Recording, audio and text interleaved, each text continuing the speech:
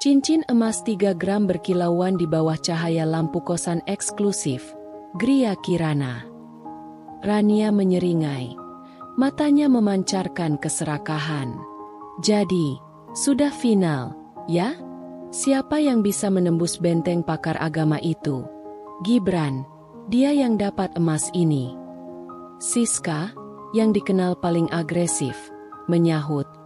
Gibran itu paket sempurna, Rania. Pintar, atletis, dan yang paling penting, suci. Tapi suci itu membosankan. Aku mulai duluan. Vina menggeleng. Jangan remehkan Rania, SIS. Dia tahu cara memancing mangsa. Tapi kalau kau gagal, aku yang maju. Emas ini milik kita.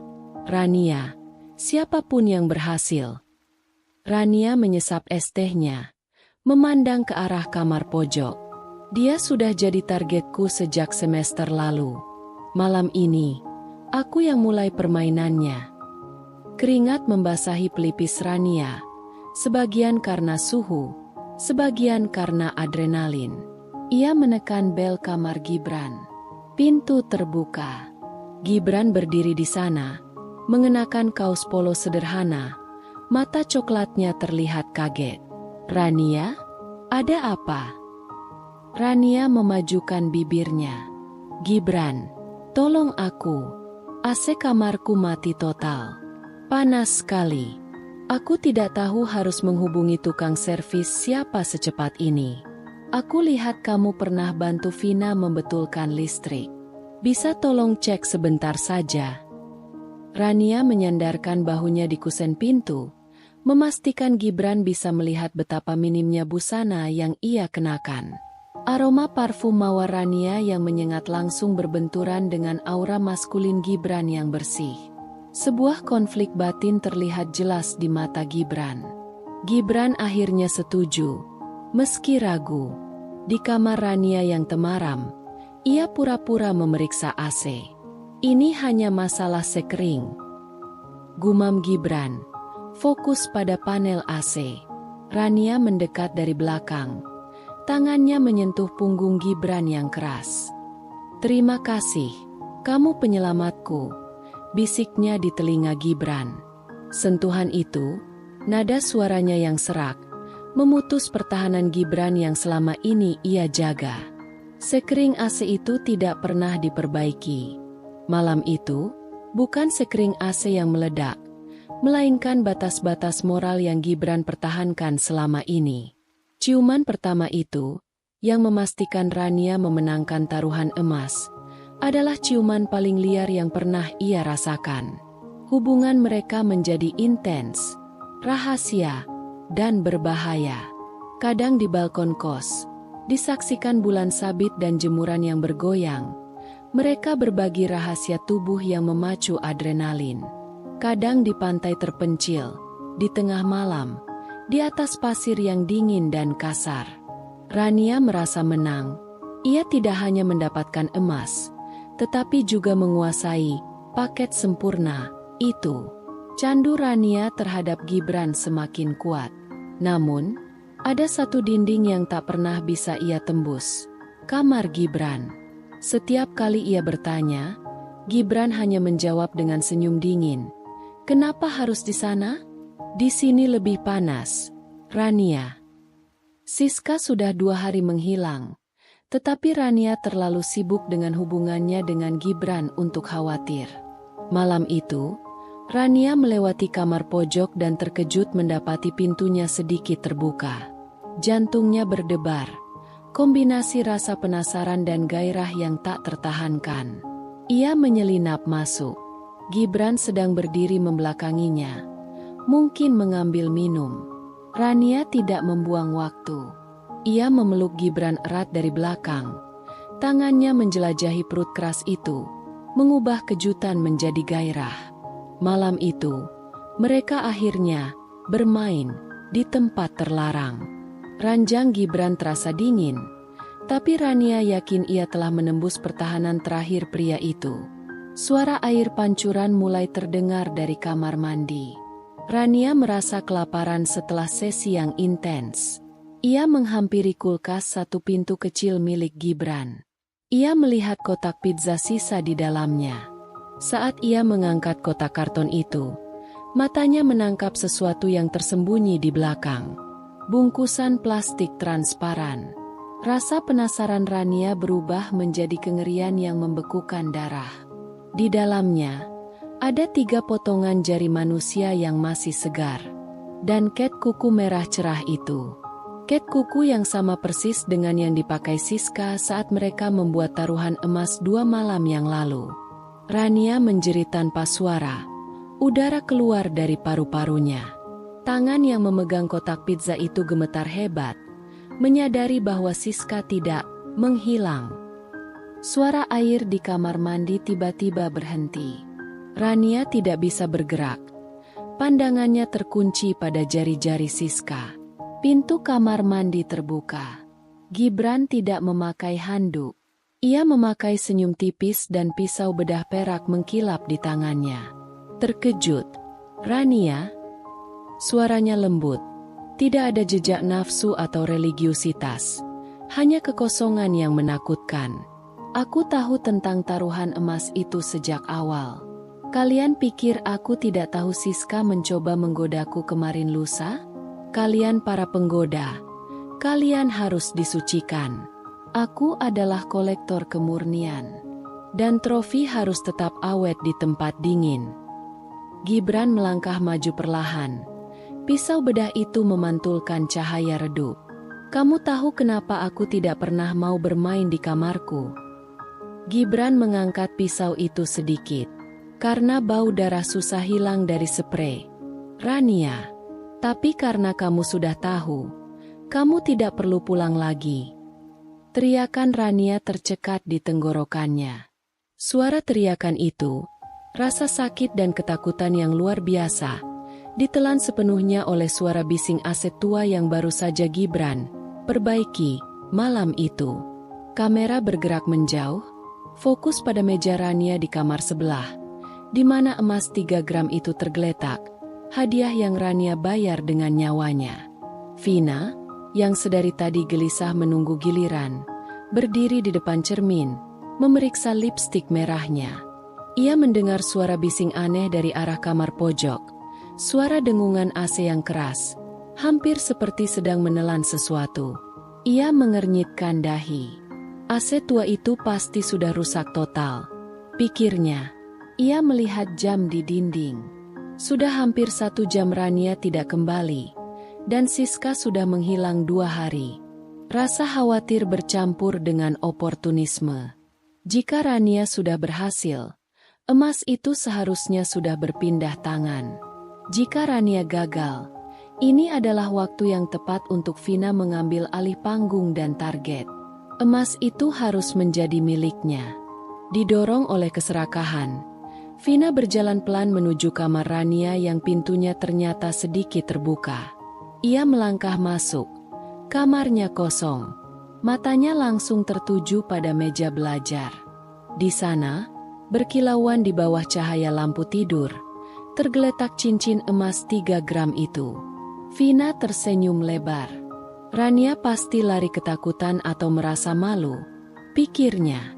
Tanpa ragu, Vina meraih emas itu, menggenggamnya erat di telapak tangannya. Emas itu terasa dingin, tetapi rasa menang membanjiri dirinya. "Dasar pecundang. Sekarang giliranku memainkan Gibran," bisiknya, menyimpan emas itu ke dalam saku celana. Merasa percaya diri setelah menguasai trofi, Vina mengganti pakaiannya dengan strategi yang matang. Gaun tidur sutra tipis yang mengekspos lekuk tubuhnya. Ia berjalan menyusuri lorong sunyi menuju kamar Gibran. Suara dengungan AC itu masih terdengar, tetapi Vina mengabaikannya. Ia mengetuk pintu dengan ritme yang menggoda. Pintu terbuka.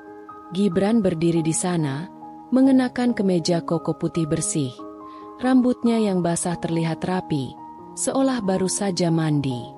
Tidak ada jejak ketegangan, tidak ada keringat, hanya senyum Gibran yang tenang dan mematikan.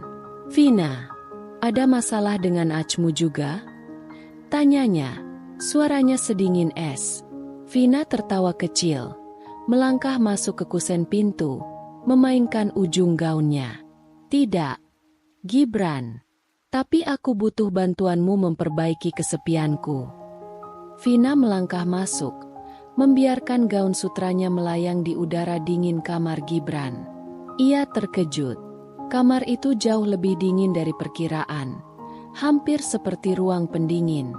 Meskipun dingin, kamar itu bersih luar biasa, terlalu rapi untuk seorang mahasiswa. Vina melihat sekilas spray putih yang kaku, dan sehelai rambut panjang hitam yang tersangkut samar di ujung bantal. Dingin sekali di sini, Gibran, ujar Vina, mencoba memecahkan ketegangan. Ia berusaha mengalihkan perhatian Gibran dari rambut itu. Gibran hanya tersenyum tipis. Aku suka yang dingin. Kemurnian harus dijaga pada suhu optimal. Ia mengunci pintu kamar dari dalam. Kuncinya berbunyi klik tajam. Sebuah suara yang tiba-tiba terasa seperti bunyi pelatuk bagi Vina. Vina memutuskan untuk menyerang. Ia berjalan mendekat. Tangannya menyentuh dada Gibran yang keras melalui kemeja kokonya. Aku dengar kamu sangat religius. Tapi aku suka menantang dogma. Bisiknya, matanya memancarkan provokasi. Namun, Gibran tidak bereaksi seperti yang ia harapkan. Matanya yang coklat itu tidak terfokus pada lekuk tubuh Vina, melainkan turun ke saku celana sutra Vina. Dogma memang harus diuji, balas Gibran datar. Tapi yang lebih menarik adalah keserakahan. Cincin emas 3 gram yang kamu simpan di saku itu. Apakah itu dogma baru? Wajah Vina langsung pucat pasi. Ia refleks memegang sakunya. Bagaimana Gibran tahu? Gibran tertawa pelan. Tawa yang tidak mencapai matanya. Rania dan Siska, mereka sama sepertimu. Mereka datang ke sini, membawa bau dosa, menggunakan tubuh mereka untuk menawar kesucian. Mereka menjadikan emas itu berhala yang profan. Vina mulai mundur. Kepalanya menoleh ke arah kulkas kecil di sudut ruangan. Dengungan AC semakin keras, menutupi suara gemetar langkah kakinya. Rania berpikir dia sudah menembus benteng terakhirku malam ini. Sayangnya, dia hanya menembus kamar pendingin mayat. Lanjut Gibran, senyumnya menghilang total, digantikan kekosongan. AC yang aku perbaiki semalam, Rania, itu bukan untuk mendinginkan kamarmu. Itu untuk menjaga suaraku tetap tersembunyi. Dan untuk menjaga koleksi tetap awet. Gibran mengambil pisau bedah dari balik punggungnya. Vina menjerit. Sebuah jeritan singkat yang langsung terpotong, diserap habis oleh suara dengung AC yang kini terdengar seperti lolongan mesin yang haus. Kamar pojok itu kembali sunyi, hanya menyisakan dengungan konstan dari unit AC yang bekerja keras. Gibran berdiri di tengah ruangan yang kini terasa sangat lega. Kemeja kokonya yang putih bersih tidak ternoda setetes darah pun. Ia adalah seorang pembunuh yang sangat rapi. Ia membersihkan pisau bedah perak dengan selembar tisu alkohol, mengembalikannya ke dalam kotak peralatan medis yang tersimpan rapi di laci mejanya. Gibran mengambil cincin emas 3 gram yang terjatuh dari saku sutra Vina. Ia memutar-mutar cincin itu di antara ibu jari dan telunjuknya, memandang pantulan cahaya pada permukaannya. Trofi keserakahan, bisiknya, nada suaranya hampir akademis. Ia berjalan menuju kulkas kecil, membuka pintunya, menatap bungkusan-bungkusan plastik yang rapi di dalamnya. Ia tersenyum, kepuasan seorang kolektor murni. Koleksi ini, yang kini berisi Siska, Rania, dan Vina, adalah bukti keberhasilan misinya. Di lantai bawah, Bu Indah, pemilik Gria Kirana, sedang menyiram tanaman lidah mertua di teras. Ia adalah seorang wanita paruhbaya yang jeli, selalu memperhatikan detail kecil kehidupan penghuni kosnya. Sudah 3 hari ia tidak melihat Siska. Dan semalam suntuk Rania dan Vina tidak terlihat keluar kamar. Yang paling mengganggu adalah suara dengungan AC dari kamar pojok Gibran. Suara itu tidak pernah berhenti, siang dan malam, jauh lebih keras dari biasanya. Bu Indah berhenti menyiram. Ia ingat bahwa Gibran dikenal hemat listrik dan sangat tenang. Suara itu, yang kini berbunyi seperti gergaji listrik yang teredam, terasa anomali. Ia menatap ke lantai atas, tepat ke arah kamar Gibran. Tiba-tiba, ia melihat air berwarna kemerahan mengalir perlahan dari saluran pembuangan AC Gibran, menetes ke pot bunga di bawahnya. Bu Indah merasakan perutnya terpelintir. Ini bukan hanya AC yang rusak. Ini adalah sesuatu yang buruk. Bu Indah tidak menunggu lama. Ia segera menelepon polisi, melaporkan kehilangan 3 penghuni kos dan tetesan air kemerahan yang ia yakini adalah darah. 2 jam kemudian, sirene mobil polisi yang sunyi membelah malam di kompleks Gria Kirana. 2 petugas berseragam, dipimpin oleh seorang detektif wanita berpengalaman, mengetuk pintu kamar pojok Gibran. Gibran membuka pintu, masih mengenakan kemeja koko yang sama, dengan senyum ramah yang kini terasa ganjil dan terlalu tenang. "Ada yang bisa saya bantu, Pak?" "Sepertinya ada keributan," tanya Gibran, sama sekali tidak terkejut. Detektif wanita itu, yang matanya langsung menatap ke dalam kamar yang sangat dingin, merasa ada yang salah. Bau disinfektan dan udara beku bercampur dengan samar-samar aroma yang tak bisa ia identifikasi. Detektif itu mengangguk ke arah Gibran. "Kami mendapat laporan tentang kebisingan AC yang mengganggu dan kami mencari 3 teman Anda. Bisakah kami masuk dan melihat-lihat?" Gibran menggeser tubuhnya, mempersilakan mereka masuk, seolah-olah ia adalah tuan rumah yang sempurna dari sebuah pesta horor.